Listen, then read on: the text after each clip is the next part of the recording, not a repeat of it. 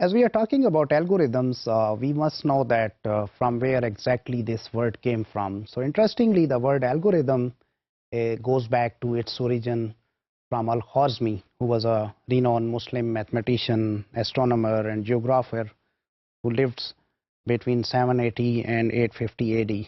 So he wrote a book actually on Indian numeral systems, those digits which we use in our counting. So that book was named as Al-Khwarizmi.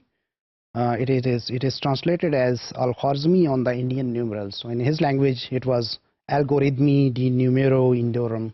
So from that, this word came into existence. Now this is Al-Khwarizmi, and this was a stamp that was issued by Russian government in order to celebrate his 1200th anniversary. So what is algorithm then? So an algorithm is actually a sequence of instructions that one must perform in order to solve a well-formulated problem. So normally when we come up with some problems, we make them more formal, and then we write some set of instructions, and then obviously some entity might take those instructions and then perform the task. So here, while we are working on computers, we provide them some inputs, and then those inputs are processed within the computers. So obviously those processing things, those techniques which are going on, they are under this idea of algorithms. And what we get from the computers in the end is the output.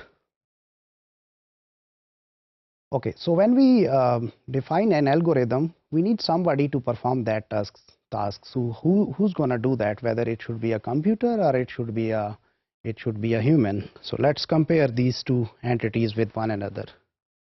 So if we compare humans and computers, we believe that humans are relatively slow, computers are fast, they can do computations real quick.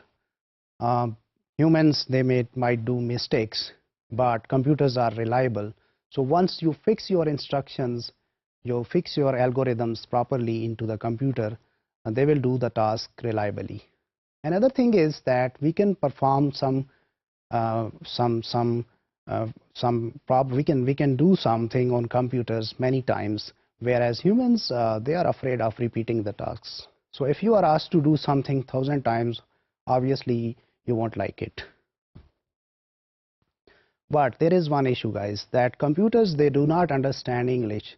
So we need those instructions to be formally stated in some programming language. So algorithms are actually first set of instructions which we write before we do the programming. So we want them not to be very much informal or not to be too much formal like the programming language. So it's kind of something in between the vague English sentences and between a formal programming language. So here is how we represent algorithms. They are denoted by their names, and then in those parentheses we provide some arguments. So arguments are actually some inputs which we give those inputs to those algorithms. Then there are variables in it. So in algorithms, while we are writing some algorithm, we can see some variables. It may be X or Y or A or B or C. So those variables, they can be assigned with any values. Okay, so arrays are, sometimes we have some sequence of instructions, or sometimes we have some a list of ordered objects. So those objects are treated as arrays.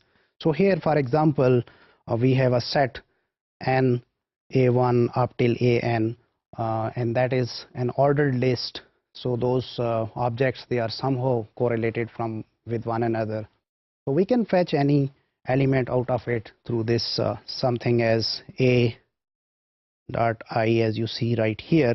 So where I can be anything between 1 to up till n.